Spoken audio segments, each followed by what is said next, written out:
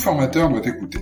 Même si cela peut sembler simple, l'écoute nécessite d'aller vers l'autre pour le rencontrer dans son cadre de référence différent du nôtre. Cela nécessite la prise en compte de plusieurs points. Ne laissez pas ses jugements personnels jouer. Avoir une attitude d'ouverture, mentalement et physiquement.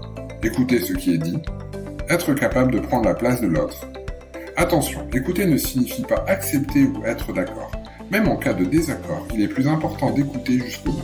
L'écoute a de nombreux buts, notamment aider quelqu'un à résoudre un problème, bien comprendre une demande, une question, une situation, une difficulté de compréhension, savoir adapter son intervention à chaque situation et prendre en compte son interlocuteur. Le formateur écoute constamment afin de se concentrer sur les apprenants et la vie de son groupe. Même lorsqu'il parle, le formateur est attentif à l'impact de son message. Comment écouter correctement ?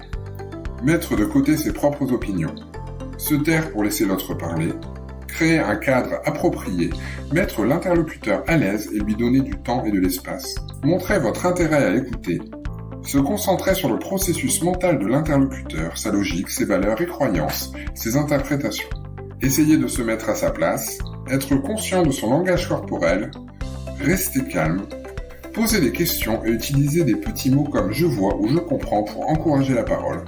Montrer à l'autre qu'il est écouté en reformulant. Cela permet de tester la justesse de son écoute. Écouter nécessite d'adopter une attitude d'empathie avec une intention authentique de comprendre autrui dans sa propre langue, de penser dans ses termes, de découvrir son univers subjectif, tout en gardant une capacité de distanciation. Et vous, comment utilisez-vous l'écoute en formation ?